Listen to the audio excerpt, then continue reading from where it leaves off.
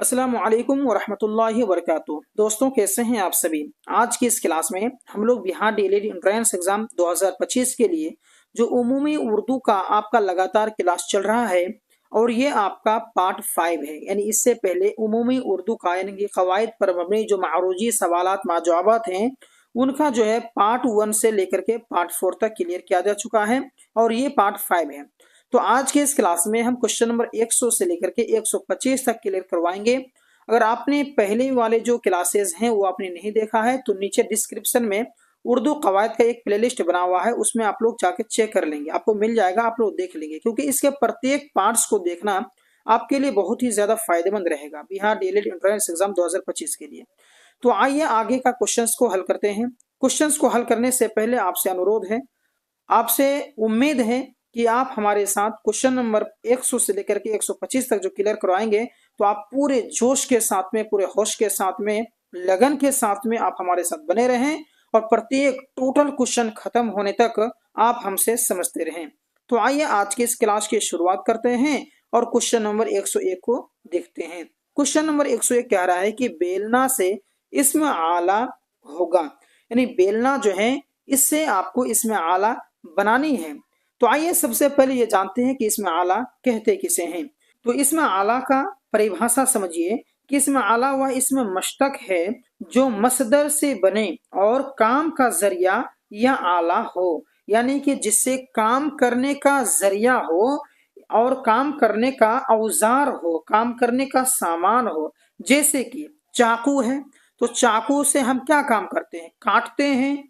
उसी प्रकार से झाड़ू है, झाड़ू किससे क्या करते हैं, उसे झाड़ू देते हैं। वो एक काम करने का औजार हुआ, काम करने का एक जरिया हुआ।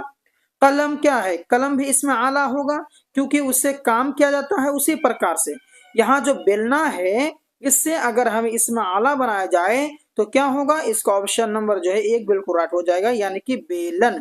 क्योंकि बेलन से हम रोटी पकाते हैं तो ये काम करने का आला हुआ, काम करने का जरिया हुआ, इसलिए इसमें आला कहेंगे। बात क्लियर है। समझ में नहीं आ रहा है तो आप कमेंट कर देंगे, आपको और बेहतर तरीके से समझाएंगे। चलिए क्वेश्चन नंबर 102 की ओर हम लोग बढ़ते हैं। कह रहा है कि करना से इसमें आला क्या होगा। तो करना से क्या होगा, करो, करनी, कराई, इनमें से सभी। तो करना से क्या होगा, तो करो ये तो आपका नहीं होगा, यह आपका जो है कि इसमें आला नहीं है क्योंकि इससे कोई काम करने का जरिया हमको समझ में ही नहीं आ रहा है कि इससे इसमें आला कैसे होगा। ये भी गलत है। कुरनी होगा, कुरनी, कुरनी आप समझते होंगे शायद, है ना। कुरनी ये हो जाएगा आपका इसमें आला, क्योंकि करनी कुरनी जो है ना एक इसमें आला है, इससे काम करने का जरिया पता चलता है। मिस्त्री लोग शायद रखते होंगे इसको अपने साथ में, ठीक है। चलिए आगे का क्वेश्चन देखते हैं।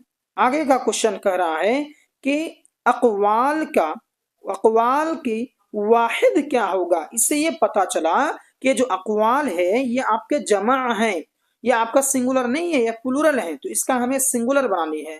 तो अकवाल का वाहिद क्या होगा, कौल, कौलन, कौलन तो बिल्कुल नहीं होगा, कौलैन ये भी नहीं होगा, अकवाल ये भी नहीं होगा, बल्कि ऑप्शन नंबर 1 बिल्कुल राइट, यानी कि आपका हो जाएगा अकवाल का कौल। ये बिल्कुल आपका परफेक्ट बैठ रहा है। अगला देखिए क्वेश्चन नंबर जो है कि 104 कह रहा है कि अलम की जमा क्या होगी, यानी कि अलम की जमा आपसे पूछ रहा है कि अलम का जो प्लूरल है वो क्या होगा। अलाम, अलूम, अलमीन, अलमान। तो बताइए कि अलम की जो जमा है वो क्या है।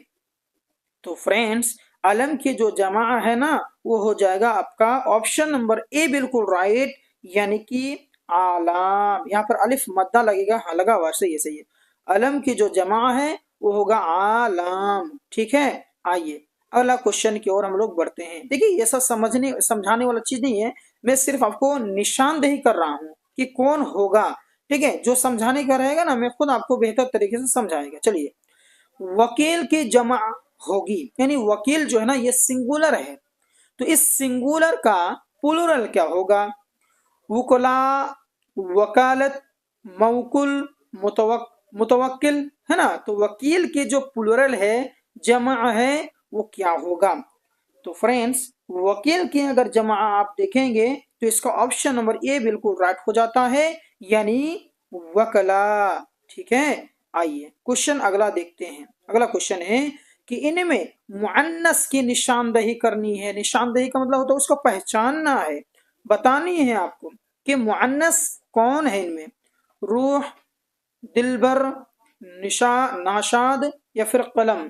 तो इनमें जो है मुअन्नस कौन है, तो देखिए, तो इनमें जो मुअन्नस है वो आपका ऑप्शन नंबर 1 बिल्कुल राइट हो जाएगा, यानी कि रूह, ये जो रूह है ये आपके मुअन्नस हैं।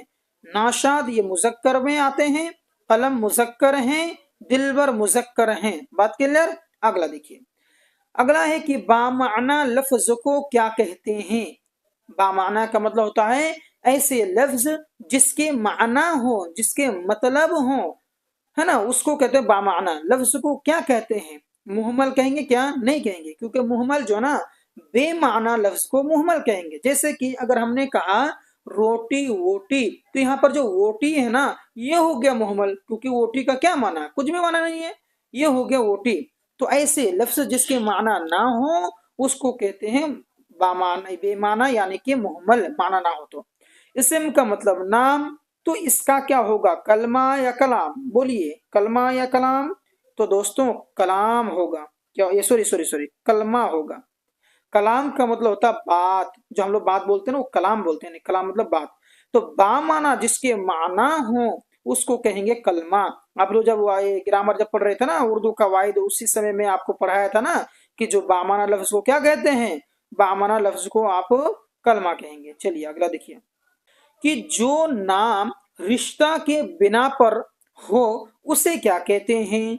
ये चीज जो है इसी उमूमी जो उर्दू जो मैं पढ़ा रहा था शायद पार्ट 1 या पार्ट 2 में, मैं उसमें समझा दिया था कि लक़ब क्या होता, कुन्यत क्या होता, उर्फ क्या होता, खिताब क्या होता। लेकिन यहाँ पर मैं बता देता हूँ फिर भी कि जो नाम रिश्ते के बिना पर हो उसे क्या कहते हैं। तो जो नाम रिश्ते के बिना पर हो उसे हम लोग कहते हैं उर्फ। उर्फ रिश्ते के बिना पर का मतलब होता है कि जैसे कि आपको कोई पहचानता नहीं है लेकिन आपके अब्बू को पहचानता है, आपके अम्मी को पहचानता है, तो आपको नहीं पहचानता लेकिन आपको आपके अब्बू की वजह से पहचानता है, तो आपका जो नाम लेगा ना वो आपके अब्बू के नाम के साथ आपका नाम लेगा, आपके जो चचा है ना उसके नाम के साथ आपका नाम लेगा, तो उसे कहते हैं उर्फ, यानी अपने रिश्तेदारों की तरफ निस्बत हो। अगला देखिए क्वेश्चन नंबर 109, रिबाई की जमा क्या है। ये डबल डबल रिपीट हो रहा है ये क्वेश्चन, ये डबल डबल रिपीट हो रहा है। चलिए कमेंट कीजिए, ये मैं पढ़ा चुका हूँ, इसी क्लास में पढ़ा चुका हूँ। ये जो अमूमी उर्दू की जो क्लासेस चल रही है लगातार पार्ट 1 पार्ट 2 पार्ट 3 करके, इसमें पढ़ाया हूँ रिबाई की जमा क्या। चलिए बोलिए तो क्या है, बिल्कुल सही कहा आपने, रिबायात होगा। चलिए अगला देखिए, अगला क्वेश्चन हम लोग देखेंगे क्या है कि ईदगाह क्या है। ये जो ईदगाह है ना ये आपकी क्या है। आपके सामने में ऑप्शन है कि इसमें आला है, इसमें आला तो होगा ही नहीं ना, अभी मैंने आपको पढ़ा है इसमें आला का मतलब होता है जो कि काम करने का औजार हो, जरिया मालूम पड़े, है ना, झाड़ू, है ना, चाकू, ये सब का एग्जांपल दिया मैंने। इसमें ज़रफ क्या होता है, चलिए बोलिए तो इसमें ज़रफ क्या होता है। इसमें ज़रफ होता है जो किसी जगह को रिप्रेजेंट करता हो, किसी जगह को निशानदेही करता हो। तो ईदगाह क्या है, एक जगह है नमाज पढ़ने का, ईद पढ़ने का। तो इसमें ज़रफ का क्या मतलब होता है, कोई किसी जगह को बताए, हाँ उसको क्या कहते हैं इसमें ज़रफ। तो ये हो गया आपका इसमें ज़रफ। अगला देखिए, इसमें फाइल नहीं होगा, इसमें फाइल जो है ना काम करने वाले को इससे फाइल बोलते हैं, ठीक है। अच्छा जी, अगला है क्वेश्चन 111 में कि खबर की जमा क्या होगी, यानी जो खबर है ना उसके प्लूरल आपको बतानी है कि खबर का प्लूरल क्या होगा।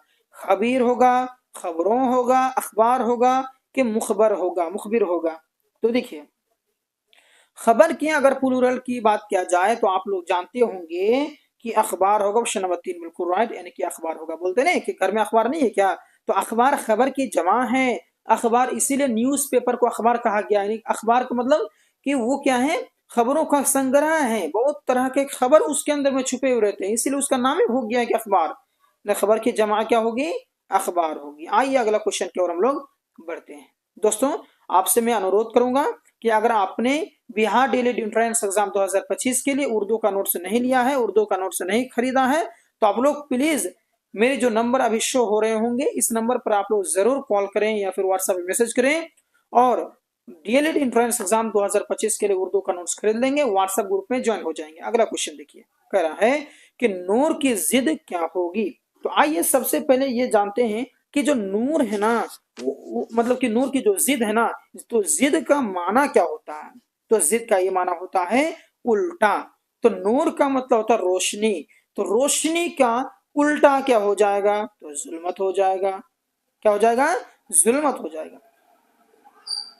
क्वेश्चन नेक्स्ट है कि किस लफ्ज का माना खत होता है?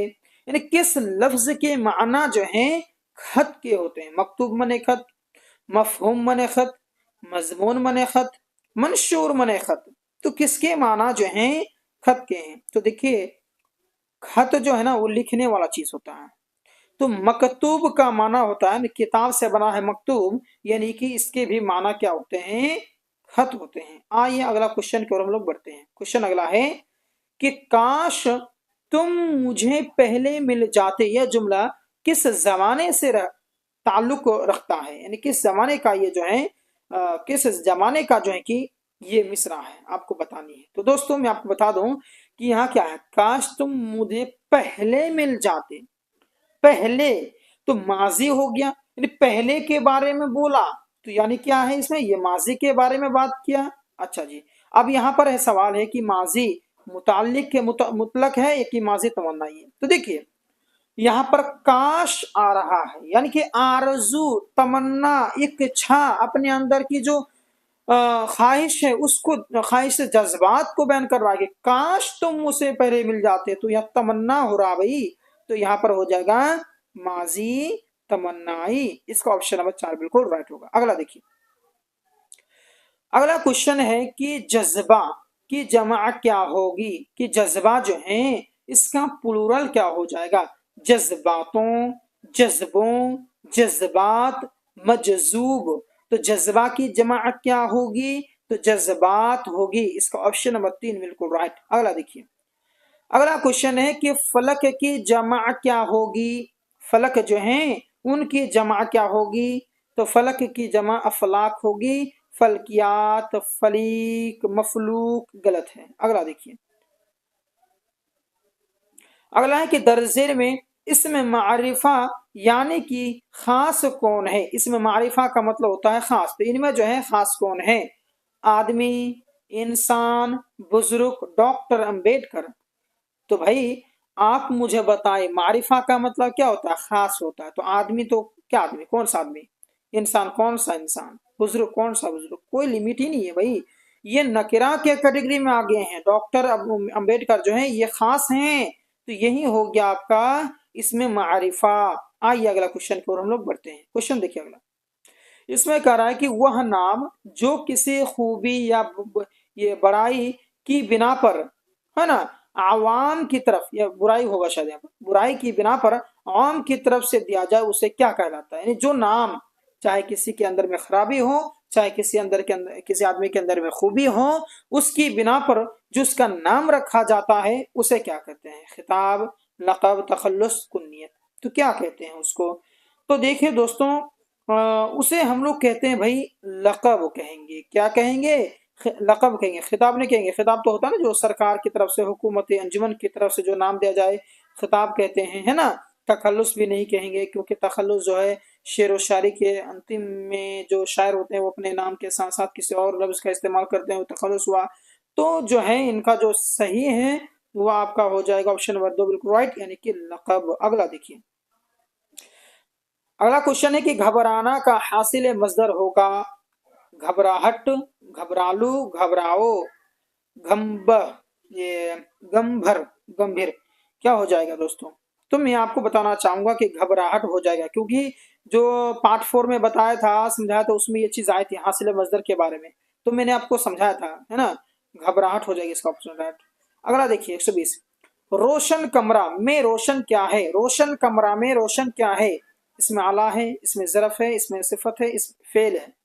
तो रोशन कमरा ना, तो रोशन कमरा ये चीज क्या है भाई? ये आप यहाँ कमरे का जो है ना, यहाँ पर सिफत बता रहा है, कमरे की सिफत बता रही है, विशेषण बता रही है कि कमरा कैसा है। तो रोशन वाला है, रोशनदार कमरा है। तो सिफत जो बताया, विशेषण बताया, उसके अंदर में जो खूबी बताया, तो वही हो गया सिफत ना। सिफत का परिभाषा क्या होता है? किसी की अच्छाई बुराई, किसी का कैफियत बता देना। चलिए अगला देखिए, अगला है कि अगला है कि जैद, यहाँ पर टाइपिंग मिस्टेक हो गया, दाल एक्स्ट्रा आ गया। जैद आम खाता है। जैद क्या खाता है? आम खाता है। इस जुमले में खाता है क्या है? तो भाई खाता है क्या होगा? तो दोस्तों मैं आपको बता दूं कि खाता है ना, वो क्या है? काम है कि नहीं है? खाना, कोई भी चीज खाना क्या है? काम है। तो हो गया आपका फेल। ऑप्शन नंबर 2 बिल्कुल राइट। अगला देखिए, कल मैं मुशायरा में जाऊंगा, ये जुमला किस जमाने से ताल्लुक रखता है? तो जमाना तीन तरह के होता है। एक होता है माजी, हाल, मुस्तकबिल। माजी मैंने गुजरा हुआ, हाल मैंने चल रहा है, मुस्तकबिल मैंने आएगा। तो कल मैं मुशायरा में जाऊंगा, जाऊंगा यानी कि आने वाले कल के बारे में कह रहा है, तो क्या हो जाएगा भाई? मुस्तकबिल हो जाएगा। ऑप्शन नंबर 3 बिल्कुल राइट। अगला देखिए, अगला है कि नशीब की जिद क्या होगी? फ्राज, बुलंदी, जाहिर, वसी। तो नशीब जो है इनका उल्टा की अगर बात करें तो फराज हो जाएगा बिल्कुल राइट, यानी कि ऑप्शन नंबर 1। अगला देखिए, अगला है कि दर्ज झेल में इसमें मुसग्गर कौन है? आपको मुसग्गर को बताना है। तो ये शायद सवाल गुजर चुका है और रिपीट हो रहा है बार बार, तो इसका ऑप्शन नंबर 2 बिल्कुल राइट होगा। आपको समझा चुका हूं। अगला देखिए, अगला क्वेश्चन है कि दर्ज झेल में इसमें नकिरा यानी कि इसमें आम कौन है? तो जैसे ऊपर अभी अभी बताया था, इसमें मारिफा की जब बात आई थी कि इसमें मारिफा कौन है, जो सवाल पूछा था, तो वहां पर भी मैंने आपको समझा दिया कि जो इसमें नकिरा क्या होता है। इसमें नकिरा होता है ना, जो इंग्लिश में आप लोग ग्रामर में पढ़े होंगे, कॉमन नाउन। बस कॉमन नाउन और इसमें नकिरा एक ही चीज होता है, जिससे किसी खास चीज का बोध ना हो करके आम चीज का बोध हो। जैसे कि गंगा हो गया, तो ये गंगा तो खास है ना, तो इसमें मारिफा में आएगा। जमुना भी खास है, ये इसमें मारिफा में आएगा। नदी हो जाएगी, इसमें आम क्या हो जाएगा भाई? नदी हो जाए, क्योंकि ये आम है, ये खास नहीं है आपका। तो आज के इस क्लास में मैंने फिर से उमूमी उर्दू का जो कवायद पर मबनी जो मारूजी सवालात हैं उसका पार्ट 5 कंप्लीट कर दिया है। यानी कि 100 से लेकर के आपका 100 मतलब कि 25 तक क्लियर किया जा चुका है। इसी प्रकार से लगातार पार्ट 5, पार्ट 6, 7, 8 इस तरीके से आते रहेगा। आप लोगों से गुजारिश है कि आप लोग प्रत्येक पार्ट्स को देखा करें। सबका लिंक आपको प्ले लिस्ट में, जो उर्दू ग्रामर का जो एक प्ले लिस्ट बना हुआ है उर्दू कवायद पर मबनी, उसी ग्रुप में आप लोग जाकर के सभी चीज को देख लेंगे। डिस्क्रिप्शन में आपको लिंक मिल जाएगा। अगर आपको ये वीडियो पसंद आया तो प्लीज वीडियो को लाइक करके इस चैनल को जरूर सब्सक्राइब करेंगे। और ये उर्दू का नोट्स अगर आपने नहीं खरीदा है तो दिए गए नंबर पर आप लोग जरूर संपर्क करके उर्दू का नोट्स खरीद लेंगे, व्हाट्सएप ग्रुप में ज्वाइन हो जाएंगे, तैयारी बेहतर तरीके से करेंगे। तो मिलते हैं एक और वीडियो में। धन्यवाद।